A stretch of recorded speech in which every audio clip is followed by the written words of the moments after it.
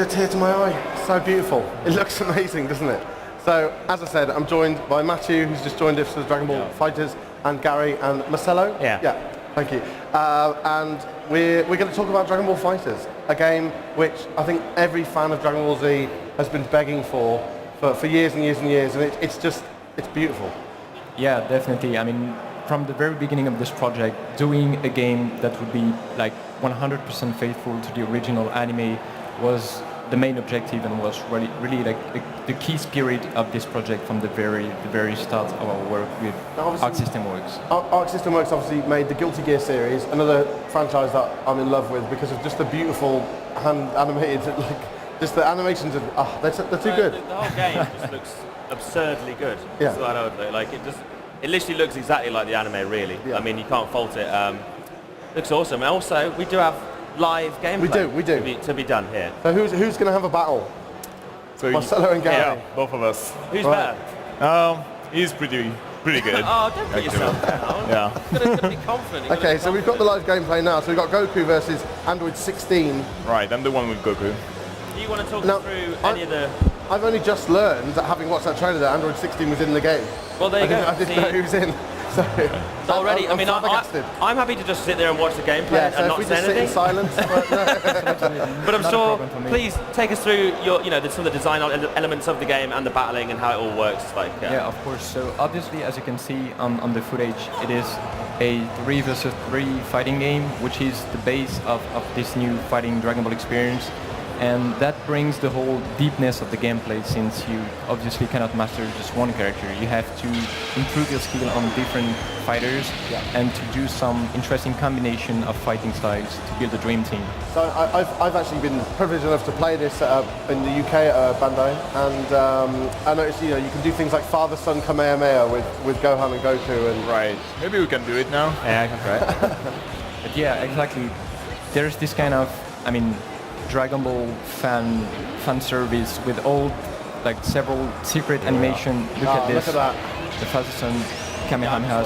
And that's just one of many examples of the kind of animation you can trigger, even in the introduction scene of the fighters. If you are taking certain characters, you can have something different. Even tiny. Sorry, it's so cool. There's these little if somebody fires a little energy blast and you deflect it, it goes into the background and destroys a piece of the background. It's just, exactly. It's too good. And it's even going further. If you're doing the very ultimate attack, you're almost destroying the whole planet. Yeah. So obviously, the whole Dragon Ball series has got so many characters.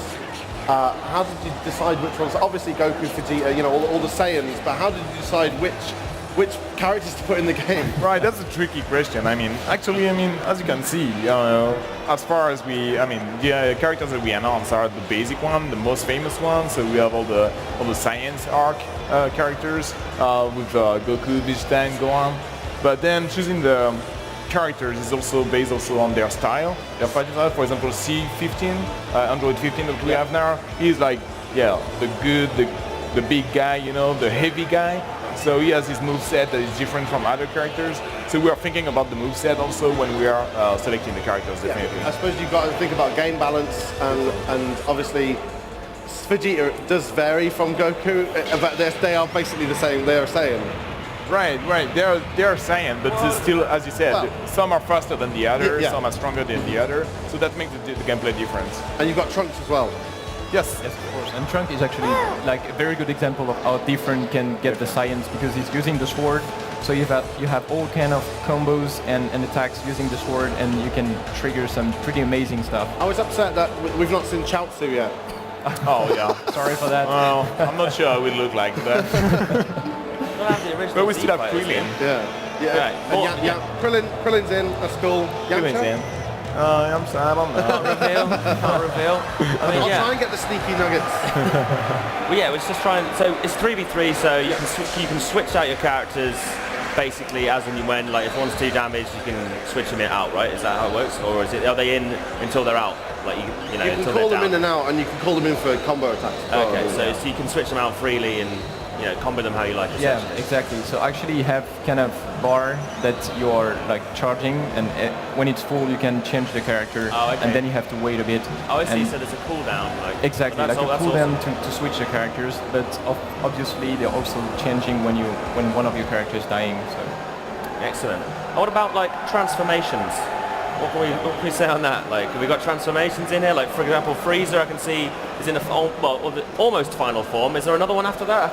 Is there a gold one? I mean, can you get Freezer in his base form and then going up? Is that how it works? Actually, in the game we have Freezer in his final form, but as an ultimate attack we have his golden form as well. But it's pretty much the only one having that, because the other is pretty good enough. They basically not have their strong. Yeah. Okay. Exactly. Just, I know in similar other Dragon Ball games you had it where you could sort of power up mid-fight and keep going up and up. For example, if you take the example of Super Saiyan Goku, like you cannot transform and stay in this form during the fight, but you can trigger the ultimate Kamehameha, and for this specific attack is transforming into Super Saiyan 3 exactly, and launching this like super like devastating attack. So that's an example of how the transformation has been implemented in the game while still keeping the balance for all characters. I understand. I'm just mesmerised by Destructo Disc then. It makes sense to do that, I guess, because otherwise you'd have literally hundreds and hundreds. If you made them all separate characters, you'd have obviously hundreds of variants, and then the transformations as well.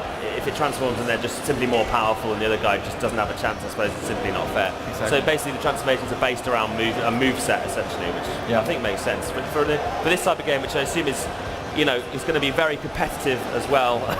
Are you guys looking into getting into like competitive scene with this kind of game? Yeah, actually that's an interesting question, because like we had a lot of discussion about that, and clearly our approach on the competitive like topic is like we don't want to impose the game to the fighting community. Really want to let them try the game, to let them like see if the game is worth doing competition on that, and to acquire some grassroots legitimacy on the competitive scene. And so far so good, honestly. From E3 to EVO, it has been quite incredible feedback. That's excellent. But there's a man in my head telling me that we're not allowed to keep playing this, which I want to tell him no, but unfortunately that is all we've got time for. So we're going to go to a short break. But thank you very much, guys. Thanks for joining us. Thank you, guys. And we'll see you shortly. That was a pleasure.